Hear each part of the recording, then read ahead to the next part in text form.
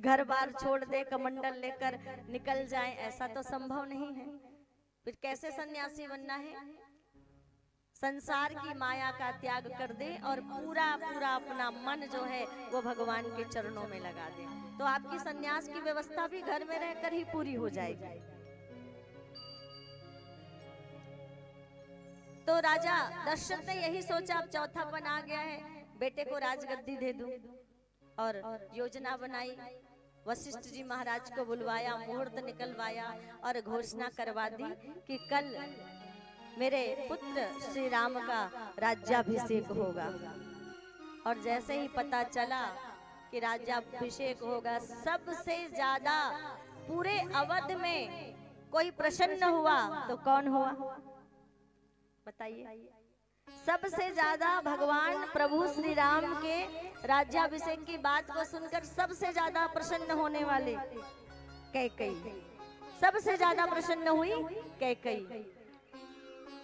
पर ये मंथरा आ गई और मंथरा ने आकर कैकेयी को कई तरह की बातें कही और उनको याद दिलाया कि कैकेयी, तुमने एक बार राजा दशरथ की सहायता की थी जब वो युद्ध में जा रहे थे और उनके रथ के पहिए का कील निकल गया था। ऐसे समय में उन पहियों पर तुमने अपनी उंगली डालकर राजा दशरथ के प्राणों की रक्षा की थी। उसके बदले तुम्हें 2 वरदान दिए थे, वही वरदान मैं तुम्हें याद दिलाती हूँ, आज मांगना है। ये तो मंथरा ने जैसे जो भी बात कही, लेकिन संसार में ऐसे लोग बहुत हुए जिन्होंने इस समाज के लिए, इस देश के लिए बहुत कुछ बलिदान किया और बहुत कुछ बलिदान करके, बहुत कुछ त्याग करके जगत में वंदनीय हो गए, जगत में पूजनीय हो गए। लेकिन ये कैकेयी, जिन्होंने अपने सर अपयश लिया, अपने आप को अपमानित किया और अपने आप को अपमानित करके लोगों के ताने सुनकर, लोगों की गालियां सुनकर, यहाँ तक कि अपने पुत्र के द्वेष भाव को भी सहन करके जिन्होंने लोक कल्याण के लिए कुछ कार्य किया, तो वो कौन है? वो कैकेयी है। हम इस बात को समझ नहीं पाते हैं, लेकिन प्रभु राम ने पहले ही निवेदन कर दिया। आधी रात प्रभु राम सरयू के किनारे टहल रहे थे और आधी रात कैकेयी के कक्ष में आकर उन्हीं से वर लिया था कि माता, मुझे वन भेजने की जवाबदारी आपकी है, क्योंकि राजा बनकर जिस उद्देश्य से मेरा जन्म हुआ है वो उद्देश्य मैं पूर्ण नहीं कर पाऊंगा। और माता से वचन लिया था। कैकेयी ने 2 वर मांगे, आप सभी जानते हैं, राम के लिए 14 साल का वन और भरत के लिए राजगद्दी। और जब ये बात प्रभु सुने तो बड़े प्रसन्न हुए, और बड़े प्रसन्न हुए तो लोगों ने देखा तो आश्चर्य में पड़ गए। पूछा, अरे भगवान, आपने ठीक से तो सुना है ना? आपको 4 दिन के लिए नहीं, 4 महीने के लिए नहीं, ना 14 महीने के लिए नहीं, 14 साल के लिए वनवास हुआ है, ठीक से सुना है ना? फिर भी आप प्रसन्न हैं, फिर भी आप मुस्कुरा रहे हैं। प्रभु राम बोले, भाई बात ऐसी है, जब मैं राजा बनता तो केवल राज्य की सुरक्षा का ध्यान रखता, प्रजा की सेवा करता, राज्य की सीमाओं को बढ़ाता, बस इतना ही कार्य करता। लेकिन जब बन जा रहा हूँ तो मेरे बन जाने में फायदा ही फायदा है। लोगों ने पूछा, हमें भी बताओ भला कौन सा फायदा है? तो सबसे पहला फायदा गिनाया प्रभु राम ने, और क्या कहा? भरत प्राण प्रिय पावहि राजू, विधि सब विधि मोहि सन्मुख आजू। क्या? भरत प्राण प्रिय पावहि राजू, मेरे प्राणों से प्रिय भरत भाई को राजगद्दी मिलेगी। मेरा सबसे पहला फायदा, जिसे मैं प्राणों से ज्यादा चाहता हूँ, आज उसे राजगद्दी मिलेगी। बोले दूसरा फायदा, बोले मेरी माता कैकेयी चाहती है कि भरत राजा बने, मेरी माता की इच्छा पूरी हो रही है। और एक पुत्र माता की इच्छा पूरी करे, ये पुत्र के लिए सौभाग्य की बात है। मेरे कारण मेरे माता की इच्छा पूरी हो रही है, ये मेरे लिए सौभाग्य की बात है कि चलो मैं अपनी माँ के कुछ काम तो आया। ये दूसरा मेरा फायदा। बोले बेचारी मंथरा, जो मैं चाहता था, अगर ये मंथरा सहायता नहीं करती ना तो ये संभव नहीं था। मंथरा की कोशिश पूरी हो गई और मंथरा की कोशिश में मेरा भरत राजा बनेगा। ये तीसरा फायदा। बोले मंथरा की कोशिश पूरी हो गई। बोले चौथा फायदा, वन में जाऊंगा तो संतों का संग मिलेगा। भगवान भी संतों का संग चाहते हैं और संतों का संग मिलेगा तो पांचवा फायदा क्या होगा, उनके साथ बैठकर सत्संग करने का भी अवसर मिलेगा। क्योंकि ये सत्संग क्या है? सत्संग है ज्ञान सरोवर। क्या है? सत्संग है ज्ञान सरोवर, सुख की खान है वंदे। सत्संग मिलेगा। और आगे, जिस उद्देश्य से मेरा जन्म हुआ है, परित्राणाय साधूनाम विनाशाय च दुष्कृताम धर्म संस्थापनार्थाय संभवामि युगे युगे। साधु पुरुषों के कल्याण के लिए मैं आया हूँ, सज्जनों के कल्याण के लिए आया हूँ, सज्जनों के उद्धार के लिए आया हूँ, उनके कष्टों को हरने आया हूँ, उनकी पीड़ा को दूर करने आया हूँ। मेरा वो प्रयोजन पूरा होगा और साथ साथ दुष्टों का संहार करके अधर्म को मिटाकर धर्म की स्थापना करने के लिए ही मैंने इस धरती पर जन्म लिया है मानव के रूप में। ये मेरे सारे उद्देश्य तभी पूरे हो सकते हैं जब मैं बन जाऊंगा। बोले फायदे इतने सारे गिना दिए। और आज के समय का वातावरण, एक सुंदर सी कथा आती है। एक भगवान राम के मंदिर का पुजारी मंदिर में पूजा कर रहे थे। उधर नारद जी आए थे पृथ्वी में भ्रमण करने। अहम तो पृथ्वी या तो ज्ञात्वा सर्वोत्तमामिति। पृथ्वी को सर्वोत्तम जानकर नारद जी धरती पर आए थे।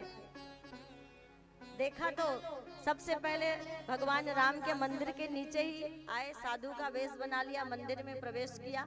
भगवान राम की, प्रभु की आरती चल रही थी। आरती पूरी हुई, पंडित जी आरती की थाली लेकर आए तो ये नारद जी ने जो साधु का वेश बनाया था, उन्होंने पुजारी जी से पूछ लिया, भाई भगवान राम के बड़े भक्त लगते हो, रोज ऐसे ही पूजा करते हो क्या? वो पुजारी जी बोले, अरे साधु महाराज जल्दी से आरती लो, आज मेरे पास बात करने का समय नहीं है। नारद जी बोले, अभी तो केवल आरती हुई है महाराज, स्तुति अभी बाकी है। बोले नहीं नहीं, स्तुति तो मैं शाम को कर लूंगा, आज एक दिन स्तुति नहीं करूंगा तो कुछ नहीं बिगड़ेगा। और आज आप मेरा दिमाग मत खाइए, आप आरती लीजिए, प्रसाद लीजिए और चलते बनिए, अपने काम से काम रखिए। पुजारी जी को ऐसे चिंता में देखकर नारद जी थोड़ी सोच में पड़ गए। बोले भाई कोई तकलीफ है, कोई चिंता है, कोई कष्ट है, बताओ, हमें बताओ, हो सकता है उसका हल हमारे पास हो। बोले मेरी समस्या का आपके पास कोई हल नहीं है महाराज। बोले अरे एक बार बताओ तो सही, क्या बात है? तब पुजारी जी कहने लगे, अरे क्या बताऊं महाराज, हम दो भाई थे, हम दोनों भाइयों के बीच में लड़ाई झगड़ा होने लगा, आपस में नहीं बनने लगी, तो पंचों को बुलाया, घर का बंटवारा कराया। अब उसके बाद क्या किया, आंगन के 2 हिस्से करने थे, घर के 2 हिस्से करने थे, आंगन में दीवार खड़ी करनी थी। तो वो मेरा छोटा भाई इतना दुष्ट है कि अपने तरफ उन्होंने 5 गज जमीन ज्यादा कर ली। कितनी जमीन? बोले 5 गज जमीन ज्यादा बढ़ा ली। तो फिर क्या हुआ? नारद जी ने पूछा, अरे होना क्या था, वो मेरा छोटा भाई है तो मैं भी तो उसका बड़ा भाई हूँ, भले वो 5 गज जमीन ही सही, पर मैं उसके पास वो जमीन नहीं रहने दूंगा। मैंने भी अदालत में मुकदमा कर दिया उस 5 गज जमीन को वापस पाने के लिए। देखिए लोग राम को बहुत मानते हैं, पूरी दुनिया में राम को मानने वाले बहुत हैं, पर राम की मानने वाला कहीं कहीं कोई दिखता होगा, बिरले एक आध दो जो राम की मानता हो, राम को नहीं, राम की मानता हो, ऐसे बिरले ही होंगे। भगवान राम के मंदिर का पुजारी केवल 5 गज जमीन के लिए कहते राम जी की कसम, जब तक जमीन वापस नहीं लूंगा, मुकदमा वापस नहीं लूंगा। राम जी की कसम, 5 गज जमीन के लिए उस भगवान राम की कसम खा रहा है और छोटे भाई पर मुकदमा किया है, जिस भगवान राम ने अपने छोटे और सौतेले भाई भरत के लिए पूरी अयोध्या की राजगद्दी त्याग दी थी, है ना। वातावरण कैसा है? सास बहू करती है झगड़ा, बेटा बाप लड़ाई, और बना आज है जाने दुश्मन अपना सगा भाई। ये तो घर घर की कहानी बदलो भैया, ये तो घर घर की कहानी बदलो बहना। और आगे समाज का वातावरण कैसा है, जरा ध्यान से सुनिएगा। जिंदे माता और पिता को रोटी नहीं खिलाते, पर माता और पिता को रोटी नहीं खिलाते, पर मर जाने पर मृतक भोज में पैसा खूब लुटाते, पर मर जाने पर मृतक भोज में पैसा खूब लुटाते। कैसी कैसी ये बचकानी बदलो भैया, कैसी कैसी ये बचकानी बदलो बहना। सास बहू सीता जब बन जा रही थी ना, बहुत रोका। किसने? कौशल्या माता ने। कैसे चलोगी, एक सुकुमारी हो, कोमल कोमल नाजुक नाजुक पैर है, पैर में कंकड़ पत्थर लग जाएंगे। तो सीता क्या कहती है? मैं कंकड़ पत्थर में कहाँ चलूंगी माता, मैं तो अपने प्रभु श्री राम के प्रेम में चलूंगी। कैसा भाव त्याग का। मैं तो राम के प्रेम में चलूंगी, और जो राम के प्रेम में चलता है ना, उसके पैरों में ना कंकड़ चुभते हैं ना कांटे लगते हैं। ध्यान दीजिएगा, प्रेम से बोलिए राधे राधे। राम के प्रेम में चलने वालों का कोई बाल भी बांका नहीं कर सकता। तो वातावरण कैसा है? सास बहू करती है झगड़ा, बेटा बाप लड़ाई, सास बहू करती है झगड़ा, बेटा बाप लड़ाई, बना आज है जानी दुश्मन अपना सगा भाई, बना आज है जानी दुश्मन अपना सगा भाई। ये तो घर घर की कहानी बदलो भैया, ये तो घर घर की कहानी बदलो बहना। अब बताइए, यही सच्चाई है ना हमारे घरों की, यही सच्चाई है ना समाज की। लेकिन कहते हैं कि लड़ाई झगड़ा अगर घर में होगा तो घर का वातावरण अच्छा रहेगा क्या? नहीं, वहीं पर समझ लीजिए नरक है, और जहाँ पर सुख शांति है वहीं पर स्वर्ग है। तो थोड़ी सी उदारता, थोड़ा सा अपने दिल को आप बड़ा कीजिए, थोड़ा सा अपने दिल को बड़ा कीजिए। और देखिए, ताली कभी एक हाथ से बजेगी क्या? जरा बजा के देखिए, ताली बजेगी?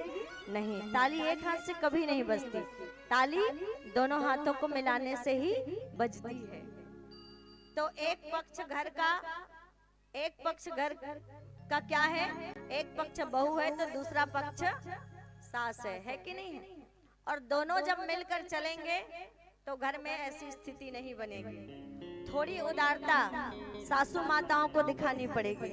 जितनी सासू माताएं हैं ना, थोड़ी उदारता उनको दिखानी पड़ेगी। जितना प्रेम आप अपनी बेटियों से करती हैं ना, उतना प्रेम अगर आप बहू से करने लगी, और जितनी बहुएं हैं, जितना प्रेम आप अपने घर में माता पिता से करती हैं कि माता पिता ने डांट दिया तो भी हम 5 मिनट 10 मिनट गुस्सा होती है, फिर भूल जाती हैं। अगर यही जो हम मायके में करती हैं, माता पिता की डांट को भूलकर फिर से उनके गले जा लगती हैं, वही काम अगर ससुराल में जाके करेंगी तो आपस की जो लड़ाई है वो स्वतः ही बंद हो जाएगी। और सबसे बड़ी बात, प्रणाम की परंपरा।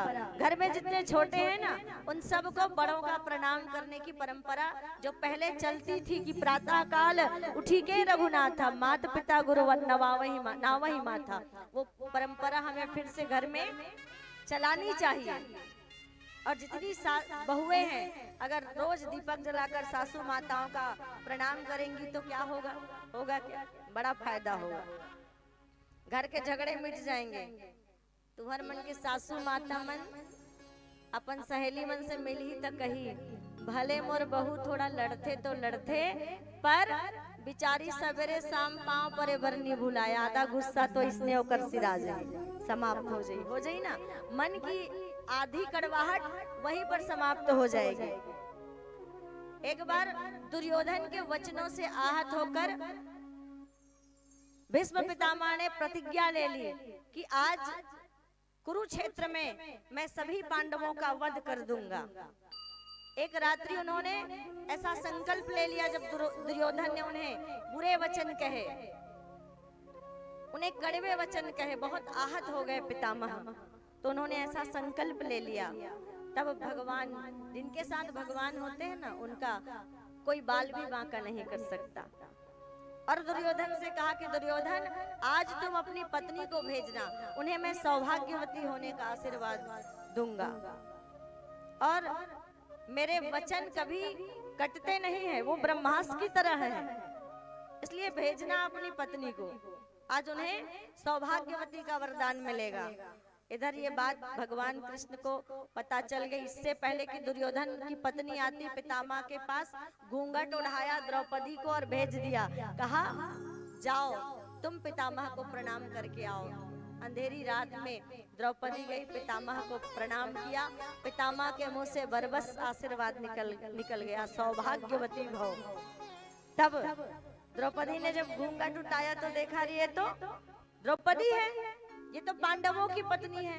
बोले पुत्री किसके साथ आई हो? बोले कृष्ण के साथ। कक्ष से बाहर आए पितामह और आकर कहते हैं कि हे कृष्ण, मेरे एक वचन को मेरे दूसरे वचन से काटने की युक्ति अगर कोई निकाल सकता है तो वो केवल आप हैं, आपके सिवा और कोई दूसरा ऐसा नहीं कर सकता है ना। प्रणामो दुख समनस्तम, प्रणाम करने से सभी दुखों का समन हो जाता है। तो ऐसी परंपरा पुनः हमारे घर में जागृत होनी चाहिए, पुनः चलनी चाहिए कि हम क्या करें, कम से कम सुबह नहीं तो संध्या काल में, दिन में एक बार घर के अपने बड़ों को प्रणाम जरूर करें, उनसे आशीर्वाद जरूर लें। और कहते हैं छोटी छोटी बातों के लिए बना आज है जाने दुश्मन अपना सगा भाई। आज जमीन जायदाद के नाम पर घर के और ना जाने कितनी छोटी छोटी बातों पर घर में ये लड़ाई झगड़े होते हैं। तो हम राम को माने चाहे ना माने, लेकिन राम की हमें माननी चाहिए और उन राम के आदर्शों को अपने जीवन में अपनाना चाहिए। केवल राम के आदर्शों को नहीं, भरत को देखिए, भगवान प्रभु राम राजगद्दी छोड़कर चले गए तो भरत ने खुशी खुशी राजगद्दी नहीं अपनाई, उन्होंने भी नंदी ग्राम में गड्ढा खोद लिया। गड्ढा खोद कर क्या किया, कह रहे मेरे प्रभु तो भूमि पर रहते हैं, उस भूमि पर मैं कैसे रह सकता हूँ, क्योंकि मेरा स्थान उससे नीचे होना चाहिए। तो जमीन में नंदी ग्राम में अवध के पास उन्होंने गड्ढा खोद लिया और वहीं वो रहने लगे। ऐसा भाइयों का प्रेम, इतना सुंदर आदर्श प्रभु। और इसीलिए रामायण को प्रयोग शास्त्र कहा गया है कि इनके गुणों को हम अपने जीवन में धारण करें और उनके अनुरूप हमें जीवन जीने का प्रयास करना चाहिए। और आइए एक भजन श्रवण करें, तत्पश्चात कथा में आगे बढ़ेंगे। कहते सुनते आवे आँखों में पानी, राम कहानी सुनो रे राम कहानी, राम कहानी सुनो रे राम कहानी। कहते सुनते आवे, कहते सुनते आवे आँखों में पानी, राम कहानी सुनो रे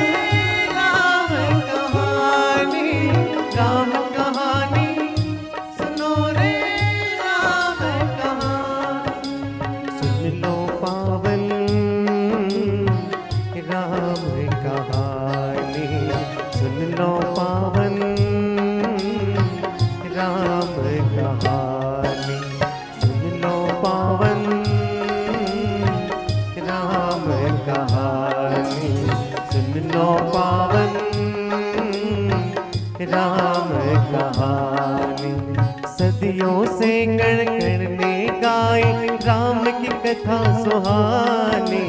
सुन लो पावन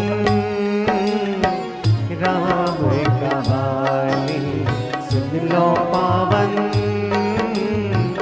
राम कहानी। श्री राम जय जय राम, श्री राम जय जय राम, श्री राम जय जय राम, श्री राम जय जय राम। सुन लो पावन राम कहानी, सुन लो पावन राम कहानी।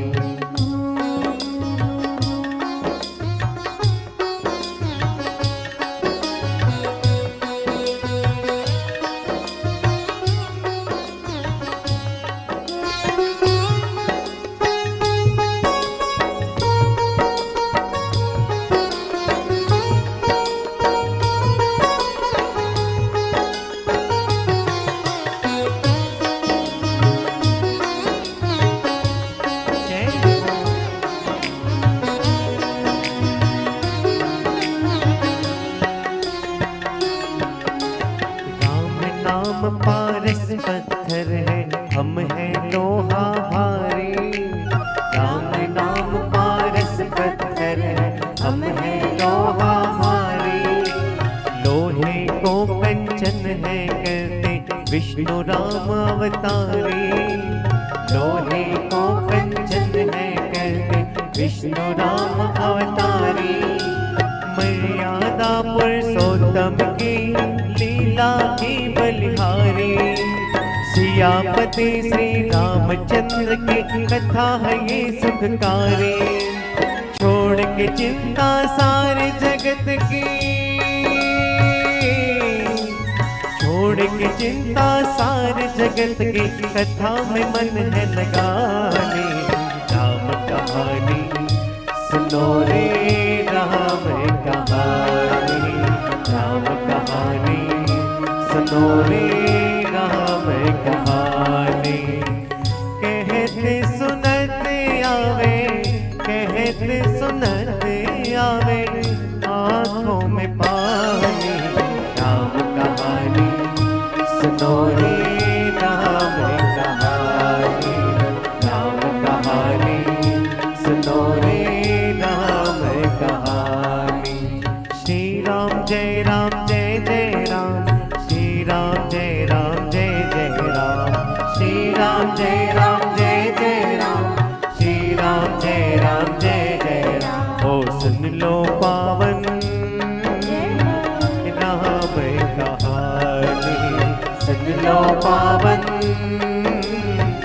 राम कहानी।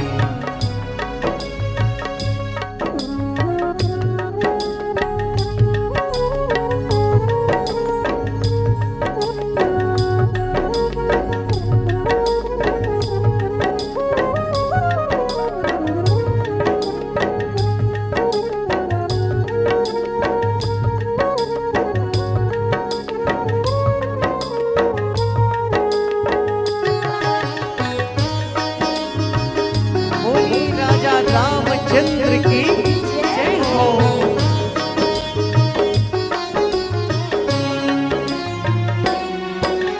जड़ चेतन या जीव चराचर सब में राम न दूजा।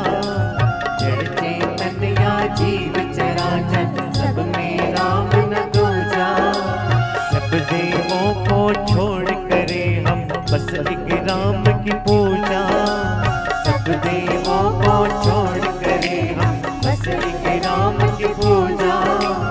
मर्यादा पुरुषोत्तम की लीला की बलिहारी। सियापति श्री रामचंद्र की कथा है ये सुखकारी। छोड़ के चिंता सारे जगत की, छोड़ के चिंता सारे जगत की कथा में मन है लगाने। सुन लो पावन राम कहानी, सुन लो पावन राम कहानी। कहते सुन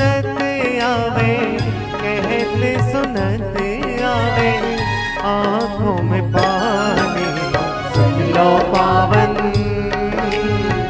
राम कहानी, सुन लो पावन राम कहानी। श्री राम जय राम जय जय राम, श्री राम जय राम जय जय राम, श्री राम जय राम जय जय राम, श्री राम जय राम जय जय राम, श्री राम जय राम जय जय राम, श्री राम जय राम जय जय राम, श्री राम जय राम जय जय राम, श्री राम जय राम जय जय राम। सुन लो पावन राम कहानी। सियावर रामचंद्र शंकर हरिओ। राधे राधे श्याम से मिला दे। और आइए चलते हैं गोकुल की ओर। नंद घर आनंद भयो, जय हो नंदलाल की। बहुत सुंदर भगवान श्री कृष्ण जो है जन्म लेते हैं यशोदा मैया के घर में, और उन्हें वसुदेव जी महाराज पहुंचा देते हैं गोकुल में। और वहां नंद रानी ने जिन कन्या को जन्म दिया था उस कन्या को वो उठा कर ले आते हैं। योग माया के प्रभाव से पूरी नगरी निद्रा में है, पूरी नगरी सोई हुई है। यशोदा मैया भी गहरी निद्रा में है। इधर सारे सो गए जितने थे पहरेदार, जितने सो गए मस्त जितने थे पहरे वाले, सारे पहरेदार भी सोए हुए हैं। वहीं सारे बंधन होते हैं। और जहाँ भगवान आ जाते हैं, भगवान कहाँ आते हैं? जहाँ पर कोई बंधन नहीं होता। और भगवान जहाँ आ गए फिर वहाँ बंधन रह कैसे सकता है? सारे बंधन खुल गए थे। और प्रातः काल अष्टमी तिथि को रात्रि में भगवान का जन्म हुआ। और नवमी की तिथि में नंद बाबा की दो बहनें थी, नंदा और सुनंदा। ये दोनों बहनें थाली बजाती हुई जब उनको पता चला कि यशोदा रानी ने एक सुंदर बालक को जन्म दिया है, थाली बजाती हुई खुशियां मनाती हुई नंद बाबा के पास दौड़ती दौड़ती आई। कहने लगी, नंद बाबा आपके घर लाला भयो।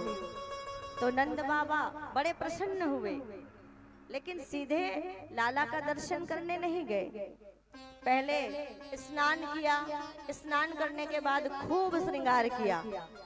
जैसे एक दूल्हे को सजाया जाता है ना, आज नंद बाबा ने ऐसे ही श्रृंगार किया और श्रृंगार करके फिर लाला का दर्शन करने पहुंचे।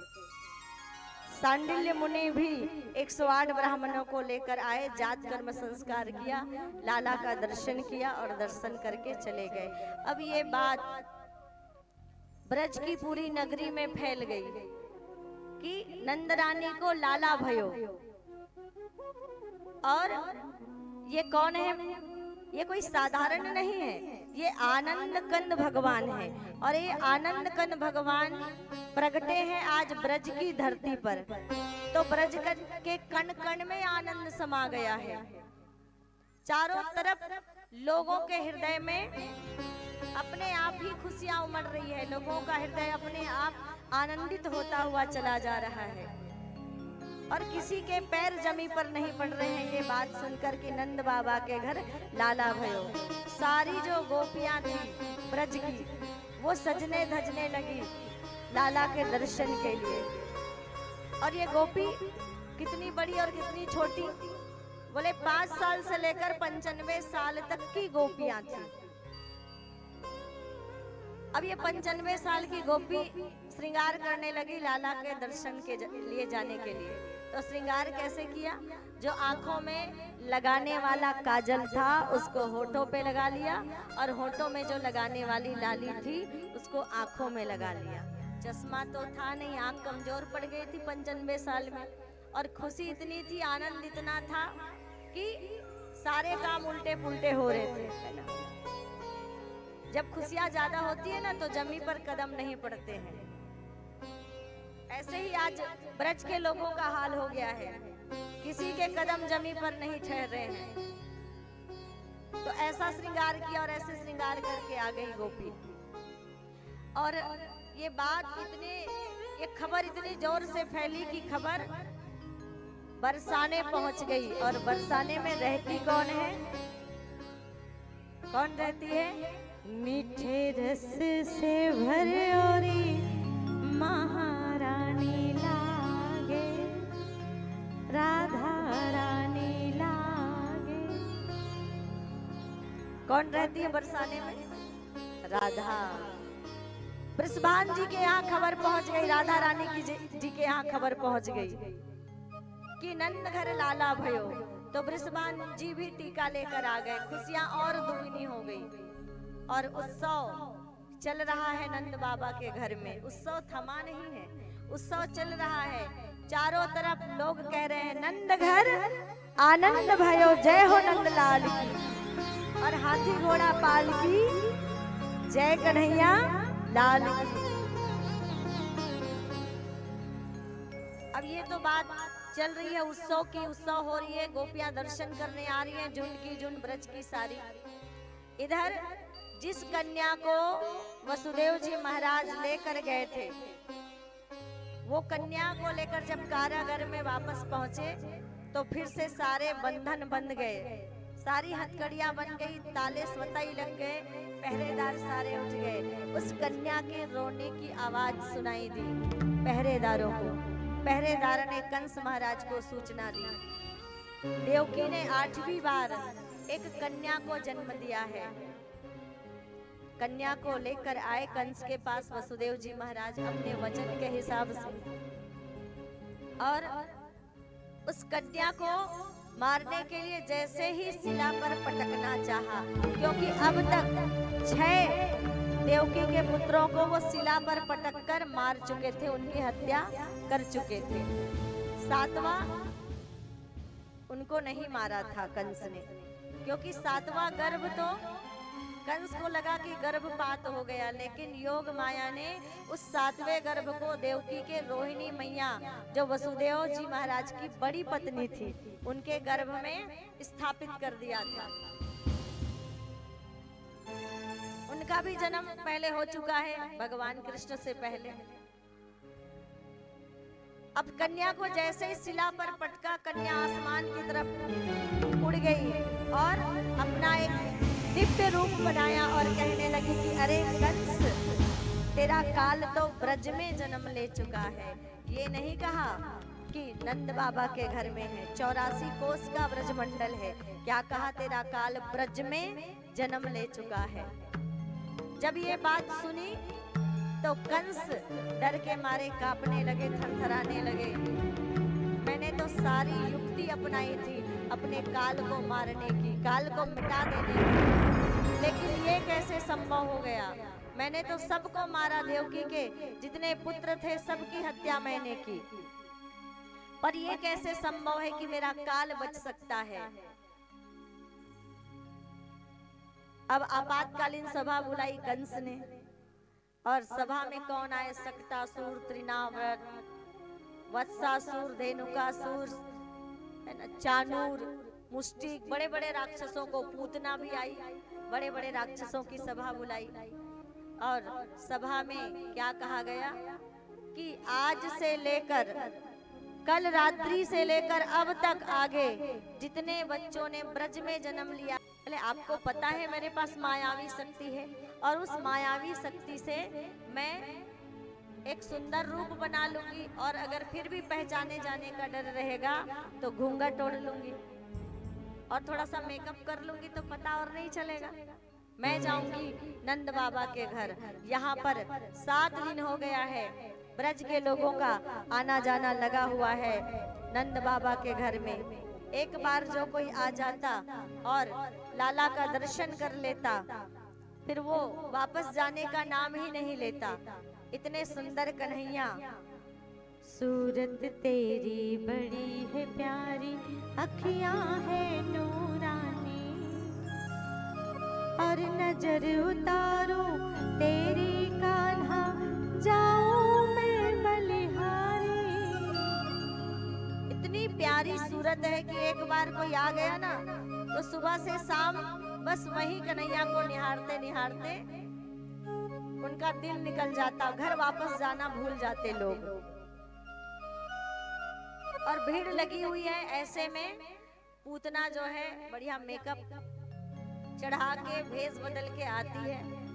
पालने के पास यशोदा मैया खड़ी है और पालना में कन्हैया सोए हैं, 7 दिन के लाला सोए हैं और झूला झूला रही है यशोदा मैया। इस सुंदर स्त्री को आते देखा गोपियों ने तो कहने लगी, ये कौन आई बहना, बड़े सुंदर श्रृंगार कियो है। दूसरी गोपी कहती, अरे तू नाए जाने, होएगी ये कोई यशोदा मैया के बचपन की सहेली, या कुछ जाबे के रास्ता दे दियो।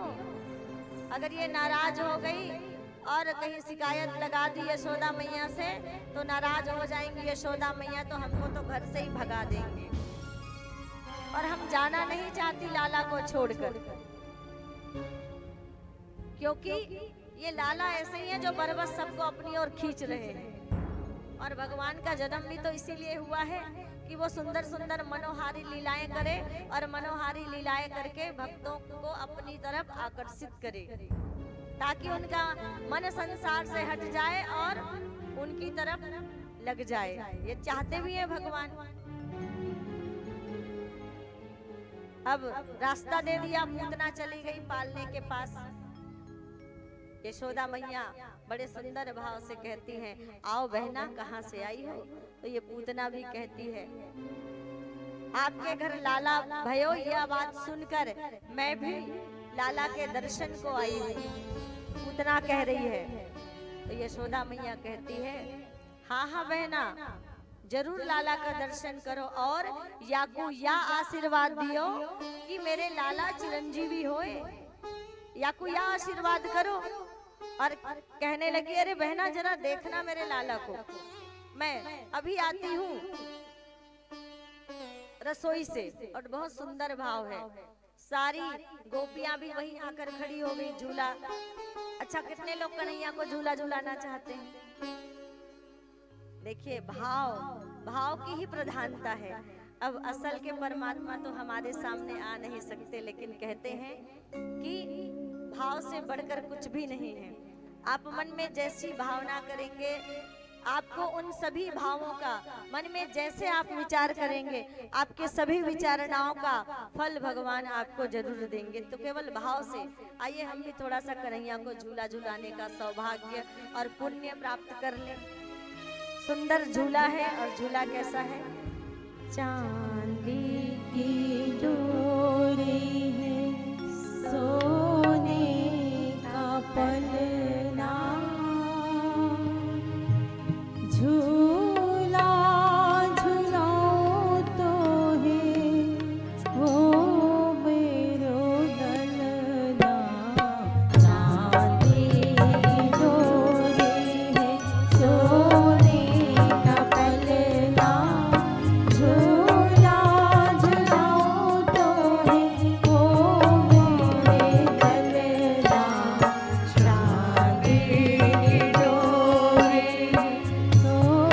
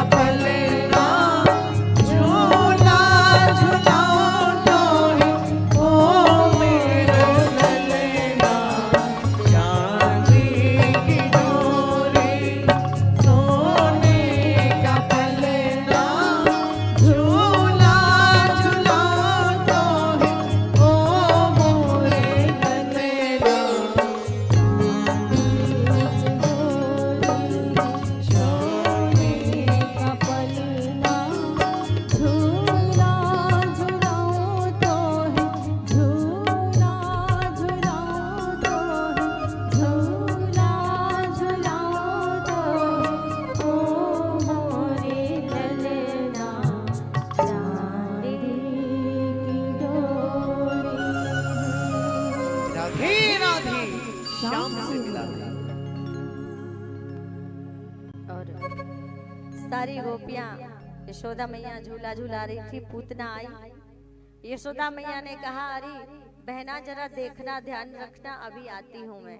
और पूतना को अवसर मिल गया, और जैसे ही पूतना ने देखना चाहा भगवान की ओर, वैसे ही भगवान ने अपनी आंखें बंद कर ली।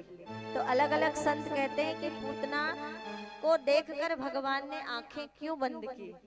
इसलिए एक संत ने कहा कि पहले जन्म में जब भगवान राम रूप में आए तो सबसे पहले एक स्त्री ताड़का आ गई, जिसका उद्धार पहले करना पड़ा। अब ये कृष्ण जन्म में द्वापर युग में भी ये पूतना आ गई, वो भी एक स्त्री, इसलिए आंखें बंद कर ली। एक संत ने बड़ी सुंदर बात कही, जो माता की गति यशोदा मैया को बाद में मिलने वाली है, दुग्ध पान कराएगी पूतना, जिसके कारण सबका ध्यान जब दूसरी तरफ लगा था, ऐसे में इन 7 दिन के कन्हैया को गोदी में उठाया और उठाकर उड़ गई आसमान की तरफ और अपना दुग्ध पान कराने लगी। उस दुग्ध में जिसमें जहर लगा हुआ था। अब 2 मिनट हो गया, 5 मिनट हो गया, कन्हैया दुग्ध पान कर रहे हैं। थोड़ी देर बाद पूतना को ऐसा लगने लगा कि कोई उसका रक्त चूस रहा है और वह कमजोर पड़ रही है, कोई उसके प्राणों को खींच रहा है। तब पूतना घबरा गई थोड़ी सी और घबरा कर कहने लगी, अरे अब लाला छोड़ भी दे, कितना दूध पिएगा। यशोदा मैया ने क्या दूध नहीं पिलाया? तो भगवान मुस्कुराए, पूतना की तरफ अब देखा और मुस्कुराते हुए कहने लगे कि पूतना मौसी, मोको तो पकड़बो ही आवे, छोड़बो तो मैं जानो ही ना। बोले मुझे तो पकड़ना ही आता है, छोड़ना तो जानता ही नहीं, और जिसको एक बार पकड़ लेता हूँ ना, उसे छोड़ता नहीं। पूतना घबरा गई, सोचने लगी, अरे हाय राम, ये कैसा मायावी बालक है, 7 दिन में ही बोलता है। और ऐसा करते करते भगवान श्री कृष्ण ने दुग्ध पान करते करते पूतना के प्राणों को खींच लिया और पूतना का प्राणांत हो गया। और पूतना का प्राण जब उसके शरीर से निकला और धरती पर गिरा, तो बड़ा लंबा चौड़ा शरीर पूतना का, बड़ा भयानक बड़ा शरीर पूतना का। इतने जोरों से आवाज आई कि सारे लोग जो नंद बाबा के महल में थे सब निकल के बाहर आ गए।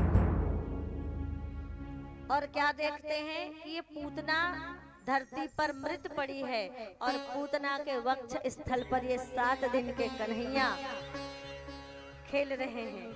सारे लोग घबरा गए, यशोदा मैया घबरा गई। यहाँ पर बहुत सुंदर माताओं के वात्सल्य भाव का वर्णन किया है। एक गोपी ने जब देखा कि इस राक्षसनी के वक्ष स्थल पर हमारे 7 दिन के कन्हैया, दौड़ कर गोठान में गई, गोबर उठा कर ले आई और कन्हैया का तिलक कर दिया। क्या सोचकर कि गाय का गोबर इतना पवित्र होता है कि बच्चे को अगर नजर लगे किसी की तो नजर उतर जाएगी। तो नजर उतारने के लिए गोबर का टीका कर दिया।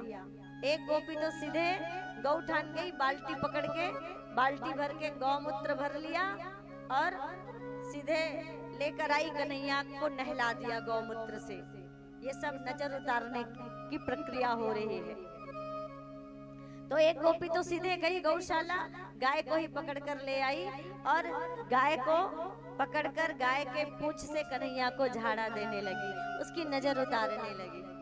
तो घबरा कर यशोदा मैया आंख बंद करके बैठकर प्रार्थना करने लगी और प्रार्थना करते हुए कहने लगी, इंद्रियाणि ऋषिकेशः प्राणान् नारायणो वद श्वेतदीपपतिश्चितं मनो योगेश्वरो।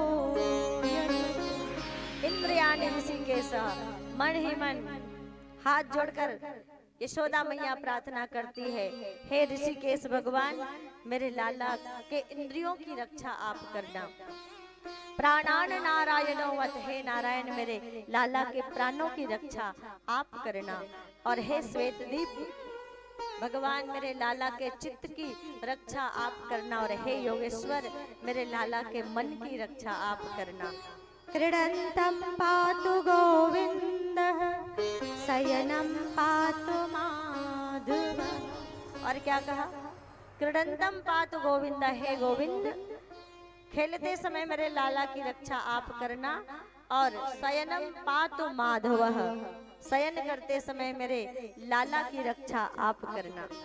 भगवान मुस्कुरा के कहते, वाह मैया, मेरी सुरक्षा के लिए मुझसे ही प्रार्थना हो रही है, क्योंकि माधव भी हमारे भगवान को कहते हैं, गोविंद भी हमारे भगवान को कहते हैं।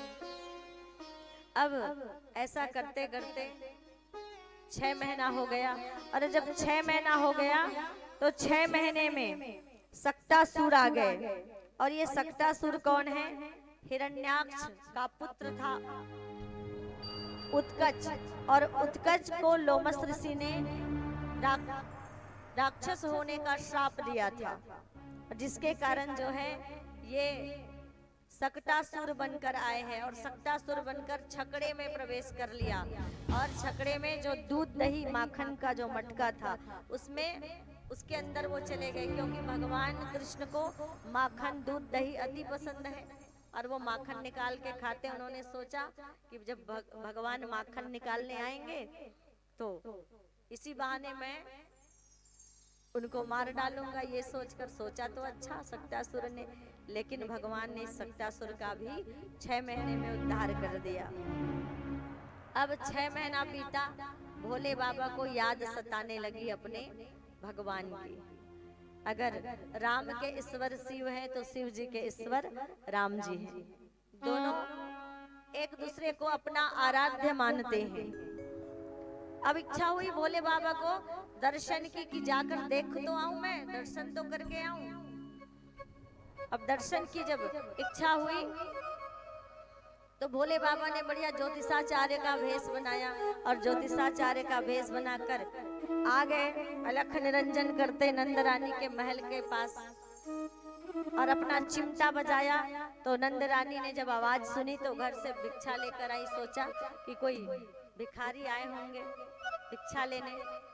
तो जैसे ही भिक्षा लेकर आई नंद रानी, तो भोले बाबा ने कहा कि नहीं नहीं नंद रानी, मैं भिक्षा लेने नहीं आया, मैं तो लाला के दर्शन को आया हूँ, बस एक बार लाला का दर्शन करा दो। अब नंद रानी ने ऊपर से नीचे देखा, शरीर पे चिता का भस्म लगा हुआ है, कानों में बिच्छू के कुंडल है, गले में सर्प की माला है। बन के तो आए हैं ज्योतिषानंद, लेकिन ये गले के सर्प को भूल गए निकालना। कान में बिच्छू लटक रहे हैं, सर से पांव तक देखकर कहा, नहीं नहीं बाबा जी, आपके गले में तो ये सर्प है, कान में बिच्छू लटक रहे हैं, अगर मेरा छोटा सा लाला देखेगा ना तो डर जाएगा। भगवान भोले बाबा बोले, अरे नंद रानी, ये तो छोटा सा सर्प है, तुम्हारा लाला तो हजार हजार फन वाले शेषनाग की सैया पर शयन करने वाला है। बोले हजार हजार फन की शेषनाग की सैया पर शयन करने वाला, ये तो छोटा सा सर्प है मैया। लेकिन ये इधर उधर की बात मत करो बाबा जी, डराओ मत यूं मुझे, और मैं तो लाला का दर्शन बिल्कुल नहीं कराऊंगी। जिद करने लगे भोले बाबा, तो फिर भी मना कर दिया, कहा जब तक दर्शन नहीं कराओगी नहीं जाऊंगा।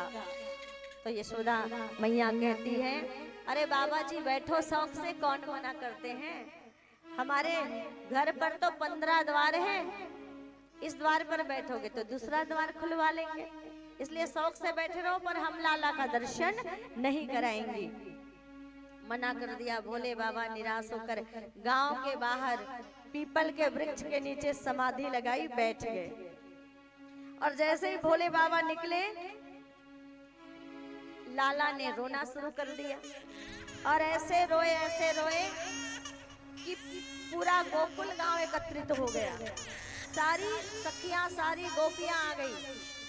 अरे नंद रानी, हुआ क्या, आज ये लाला क्यों रो रहा है? नंद रानी घबरा के कहने लगी, अरे एक बाबा जी आए थे, मैंने उन्हें दर्शन कराने के लिए मना कर दिया, लगता है इसी कारण से मेरे लाला रो रहे हैं, जरूर नाराज हो के बाबा ने कुछ जादू टोना कर दिया। बोले अब जिन्होंने जादू टोना किया है वही ठीक करेंगे। एक गोपी कहती अभी अभी मैंने उस बाबा जी को गांव के बाहर देखा, समाधि लगाए बैठे। नंद रानी कहती है जाओ जैसा भी करो, बाबा जी के पैर पकड़ लो और उसे लेकर आओ। एक गोपी गई दौड़ के, बाबा जी नंद रानी ने याद किया है। भोले बाबा अकड़ के बैठे, कहते हैं पहले पूछ के आओ नंद रानी से लाला का दर्शन कराएंगे कि नहीं। जब लाला का दर्शन कराएंगे तभी आऊंगा। अरे चलो बाबा दर्शन भी कराएंगे। तब भोले बाबा आए, और भोले बाबा जैसे आए, नंद रानी ने रोता हुआ लाला भोले बाबा के हाथों में दे दिया। और जब नंद रानी के हाथों में थे तब तक तो लाला ऐसे रो रहे थे, पता नहीं क्या हुआ है लाला को, कैसी कयामत आ गई है। लेकिन जैसे ही भोले बाबा के हाथों में आए और भोले बाबा की तरफ देखा, दोनों की नजरें मिली तो मुस्कुराने लगे और खिलखिलाने लगे। प्रेम से बोलिए राधे राधे।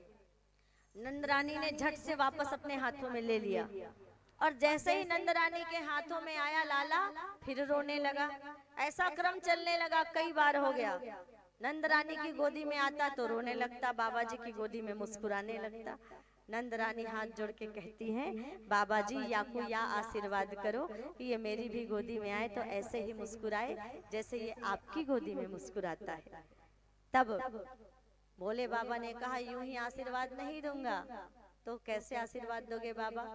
कुछ और नहीं, बस इतना ही, मेरा मंदिर बनवा देना और कान्हा को जब तुम नहलाओ जल उसका मुझे चढ़ा देना। क्या कहा? नंद रानी अपने आंगन में एक गोपेश्वर महादेव बना देना, नंदेश्वर महादेव बना देना, मंदिर बनवाना मेरा। और जब कान्हा को नहलाओगी तो कान्हा के नहलाए हुए जल से ही क्या करना? मेरा अभिषेक करना, मेरा अभिषेक करना। बोलिए बाल कृष्ण भगवान की जय हो। बहुत सुंदर। और देखिए कैसी कृपा हुई कि आप कथा भी सुन रहे हैं और लाला का दर्शन भी आपको मिल रहा है।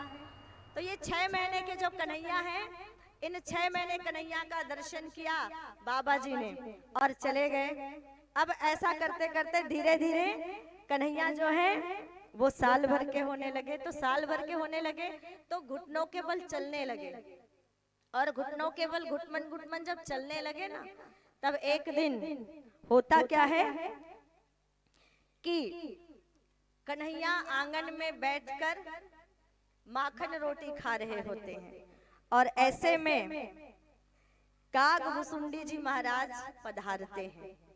और काग भुसुंडी जी महाराज को भगवान कृष्ण ने जब देखा तो देखते ही कहा यहाँ कैसे आए? बोले प्रभु आपके जूठन पर तो मेरा अधिकार है, इतना तो आपको मानना पड़ेगा। बोले जब आप पहले अयोध्या में आए थे, अवध में आए थे, तब भी मुझे आपका जूठन मिल जाया करता था। तो भगवान कृष्ण बोले तब की बात अलग थी, तब मैं और मेरी लीला कुछ दूसरे ढंग की थी। तब क्या करते? जब काग भुसुंडी जी महाराज आते और प्रभु राम देखते तो क्या करते? काग भुसुंडी जी को देखते ही अपना जूठन धरती पर गिरा दिया करते थे, और काग भुसुंडी जी खा लिया करते थे, स्वतः ही जूठन गिरा दिया करते थे।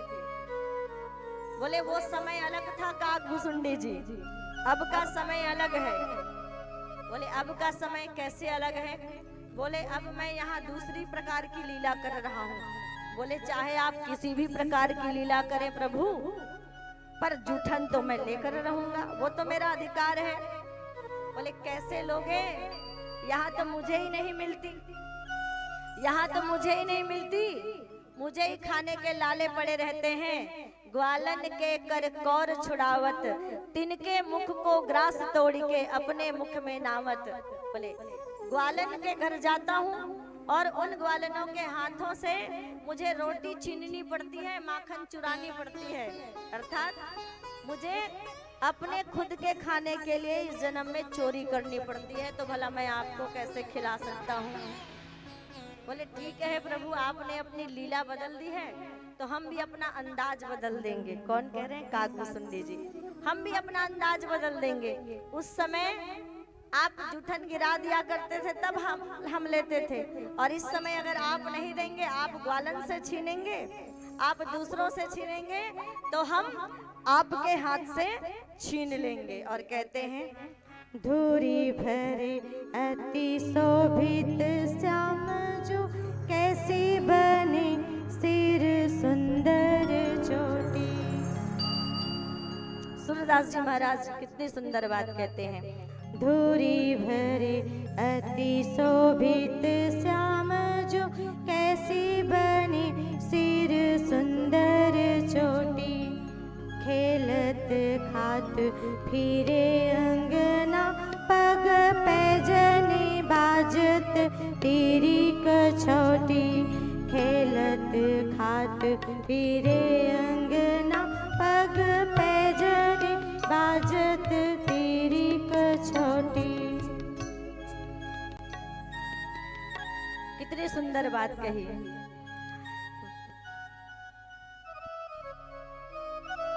बाछवी को रस खान बिलोकत, भारत काम कला निधि कोटि। बाछवी को रस खान बिलोकत, भारत काम कला निधि कोटि। काग के बाग बड़े हैं सजनी। क्या कह रहे हैं? काग के भाग बड़े हैं सजनी, हरी हाथ से ले गयो माखन रोटी।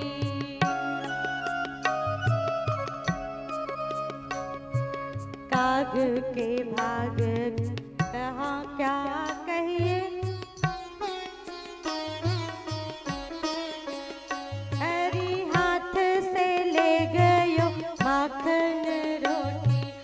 जैसे ही कन्हैया के हाथ में माखन लगी हुई रोटी आई, काकभूसुंडी जी ने छीना और छीनकर उन्होंने भी भगवान का जूठन पा लिया। ऐसे ये काकभूसुंडी जी महाराज हैं, जिनको भगवान के जूठन को खाने का अवसर प्राप्त हुआ।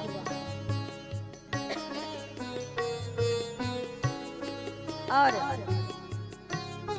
ये कन्हैया घुटमन घुटमन चल रहे हैं, हाथ में माखन रोटी खा रहे हैं। काकभूसुंडी जी छीन कर ले गए तो इन्होंने रोना प्रारंभ कर दिया। और उसी समय नंद बाबा स्नान करके आ रहे थे यमुना के जल से। उनके पीछे घुटमन घुटमन जाने लगे बाबा को देखकर। और तब बाबा जी ने कहा, नंद बाबा कहने लगे, अरे लाला मेरे पीछे ना आइयो, मैं ना अभी जय जय की पूजा करूं हूँ। बोले जय जय की पूजा करूं हूँ अभी, और अभी तुमने स्नान नहीं किया है तो मुझे छूना मत, क्योंकि मैं स्नान करके आ रहा हूँ और तुमने स्नान नहीं किया है। तो भगवान भी मन ही मन सोचने लगे, जरा मैं भी देखूं नंद बाबा मुझसे बड़े जय जय और कौन हो गए। और धीरे धीरे नंद बाबा के पीछे पीछे जाने लगे। नंद बाबा ने फिर रोका तो दरवाजे पर, पूजा घर के दरवाजे पर रुक गए लाला। और रुक गए तो देखा अब नंद बाबा अंदर प्रवेश करते हैं और वैष्णवों के घर में शालिग्राम जी की पूजा होती है। शालिग्राम जी की पूजा की तैयारी हुई। शालिग्राम जी को पहले जल से स्नान कराया, फिर दूध से, फिर शर्करा से, मिश्री से, शहद से, दही से, पंचामृत से, तरह तरह से के प्रकार से शालिग्राम भगवान को स्नान करा रहे हैं। और कन्हैया चौखट पे पूजा घर के बैठ के निहार रहे हैं। वाह शालिग्राम भगवान, शर्करा में नहा में हैं, मिश्री में नहा में हैं, दूध और दही और पंचामृत में नहामे हैं, शहद में नहामे हैं, बड़े मीठे होए गो, मन मन सोच रहे हैं। और उसके बाद स्नान का क्रम पूरा हुआ, पत्र पुष्प चढ़ाए, जप की माला ली और बाबा जी नंद बाबा जप करने बैठे आंख बंद करके। तो ये घुटने के बल चलते चलते पूजा घर में प्रवेश कर जाते हैं। और पूजा घर में प्रवेश किया, शालिग्राम भगवान को आसन से उठाया और मुंह में डाला और चूसने लगे। और जब नंद बाबा की माला पूरी हुई तब नंद बाबा ने आंखें खोली तो देखा शालिग्राम भगवान आसन से गायब। पत्रों को हटाया, पुष्पों को हटाया, सबको हटाकर कहते हैं इधर उधर देखने लगे, शालिग्राम भगवान कहाँ है, कहाँ गायब हो गए। इधर बाजू में बैठे हैं कन्हैया, गाल फूला हुआ है, देखा रे लाला मना किया था ना अंदर मत आना, नहाया नहीं है, बिना नहाए पूजा घर में आकर अपवित्र कर दिया, और ये गाल क्यों फूला हुआ है, क्या भर लिया है। एक चाटा लगाया गाल को नंद बाबा ने, गपाक से शालिग्राम भगवान बाहर आए। नंद बाबा चिल्लाने लगे, अरे नंद रानी बिगाड़ रखा है लाला को, समझाती नहीं, कुछ सिखाती नहीं, पूजा घर में बिना नहाए आ गया, पूजा घर को अपवित्र कर लिया, ऊपर से शालिग्राम भगवान को मुंह में धर लिया। अब तो ना जाने पंडितों को बुलाकर कैसी कैसी प्रायश्चित पूजा करनी पड़ेगी। नंद बाबा प्रायश्चित पूजा की तैयारी में लगे। नंद रानी आई, कहने लगी नंद बाबा चिल्लाते क्यों हो, या कहा जाने साल भर का बालक शालिग्राम भगवान क्या है, गुलाब जामुन समझ के धर लिए हो मुंह में। प्रेम से बोलिए, बोले गुलाब जामुन समझ के खा लिया होगा भाई, ऐसे ही तो काला काला दिख रहा है आपका शालिग्राम, तो गुलाब जामुन समझ के धर लिए होगा मुंह में। अब नंद रानी ने क्या किया, नंद रानी ने सुंदर आज कन्हैया को गोद में लिया और गोद में लेकर स्नान कराया, और स्नान करा के खूब श्रृंगार किया। पैरों में पायल पहना दी, कमर में करधनिया पहना दी, और सिर पे मोर पंख लगा दिया, गले में बैजंती की माला। जैसे 16 श्रृंगार करते हैं ना, वैसे कन्हैया का आज श्रृंगार कर दिया। और कन्हैया का श्रृंगार करके जब उसे छोड़ा, तब पैरों चलने से, कन्हैया जब चलते तो पैरों के घुंघरू की आवाज आती, पायल के घुंघरू की आवाज आती, और जब घुंघरू की आवाज आती तो कन्हैया और पैर पटकते और नाचने लगते। तो उधर सुखदेव जी महाराज राजा परीक्षित से कहते हैं, परीक्षित देख रहे हो, ब्रह्मा जी और शिव जी में भी ऐसी सामर्थ्यता नहीं है कि वो नारायण को नचा दे। और दुनिया में चाहे कितने भी कोई धनवान हो, कोई पैसे वाला हो, कोई पद वाला हो, कोई भगवान को भला नचा के देखे, पर आज वही भगवान, वही तीनों लोकों के स्वामी यशोदा मैया के आंगन में और यशोदा मैया के प्रेम में नाच रहे हैं। बिना प्रेम रीझे नहीं नटवर नंद किशोर, बिना प्रेम रीझे नहीं नटवर नंद किशोर। आज यशोदा मैया के आंगन में जब भगवान को नाचते देखा तो सभी देवगण प्रकट हुए भगवान का दर्शन करने, और दर्शन करके सब भगवान के ऊपर फूलों की वर्षा करने लगे और कहने लगे, यशोदा तेरो भाग की कहीं न जा, यशोदा तेरो भाग की कहीं न जा। ये कृष्ण की कथा में जो लोगों को यश प्रदान करे, यशम ददाति वा इति यशोदा। कृष्ण की कथा में जो भक्तों को यश प्रदान करते हैं उसे यशोदा कहा जाता है। और सारे देवगण यशोदा मैया के भाग्य की सराहना करने लगे।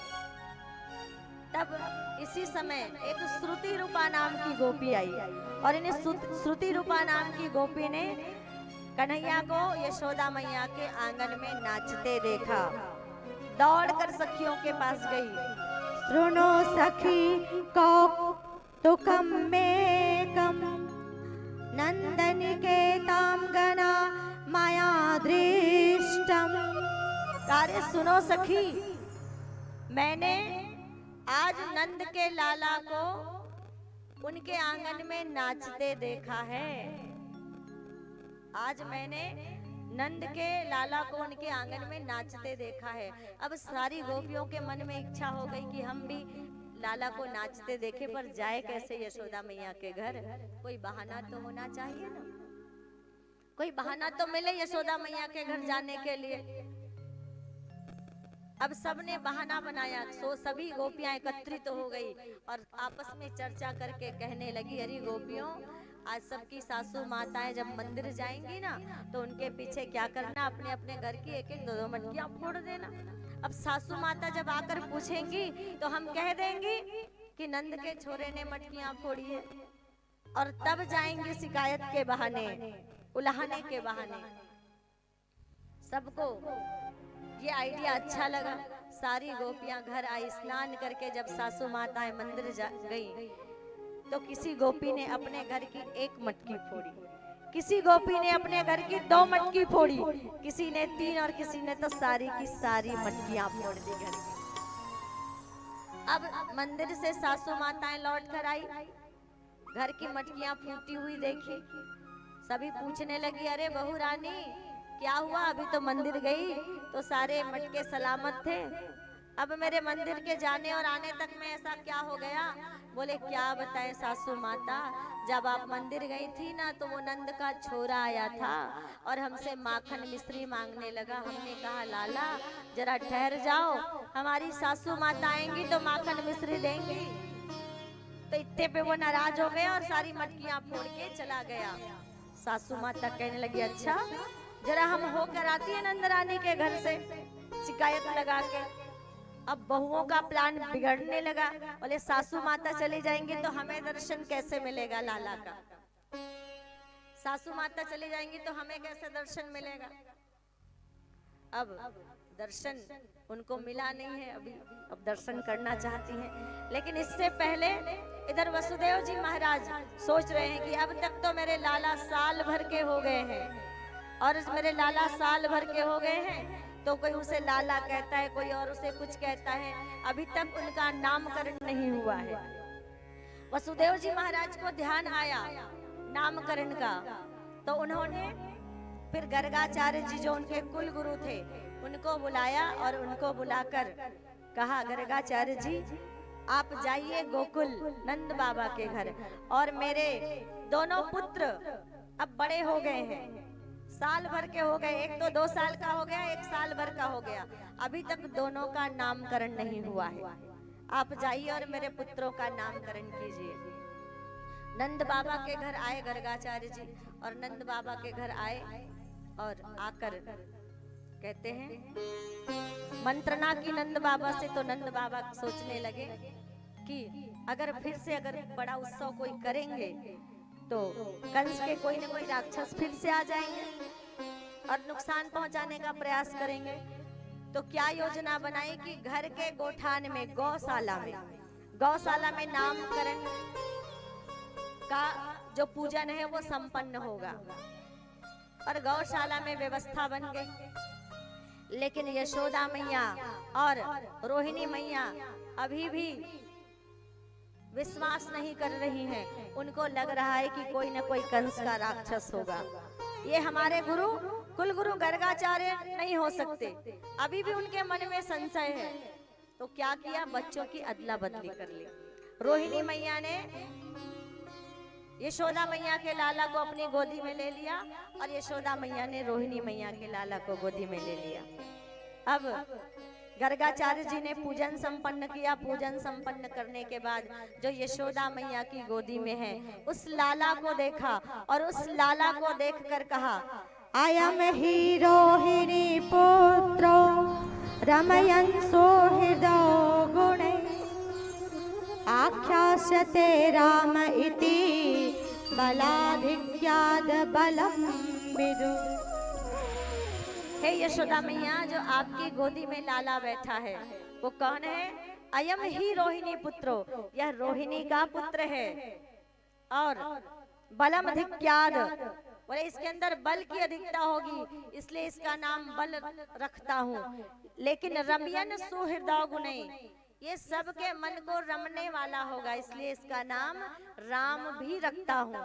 एक नाम राम रखा और दूसरा नाम बल रखा, तो दोनों मिला के क्या हो गया?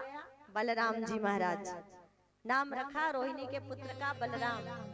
अब जो रोहिणी मैया की गोदी में बैठा है, उस बालक की ओर देखा और कहने लगे, आसन वर्णा स्त्रियो हास्य ग्रहतो नो युगम तनु शुक्ल रक्त स्थिता पीतम इदानीं कृष्णतां गतः। बोले जो रोहिणी मैया की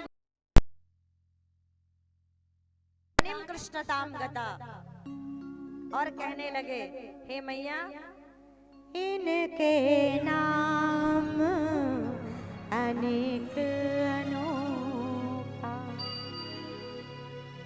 मैया भला मैं इसका नाम क्या रखूं? मेरे अंदर सामर्थ्यता नहीं है कि मैं इसका कोई नाम रखूं। इनके नाम अनेक अनूपा। कहूँ मैं नृप स्व मति अनुरूपा। इनके तो अनेक नाम है माँ। कोई इसे गोविंद कहेगा, कोई इसे गोपाल कहेगा, कोई इसे माधव कहेगा, कोई इसे केशव कहेगा। जैसी जैसी ये लीला करेंगे, कोई इसे गिरधारी कहेगा। जैसी जैसी ये लीला करेंगे, वैसे वैसे इसके नाम होंगे। भला मैं इनके क्या नाम रखूं? इनके नाम अनेक अनूपा। और अब गर्गाचार्य ने भगवान के हाथों को देखा, भगवान के हाथों को देखा और भगवान के हाथों को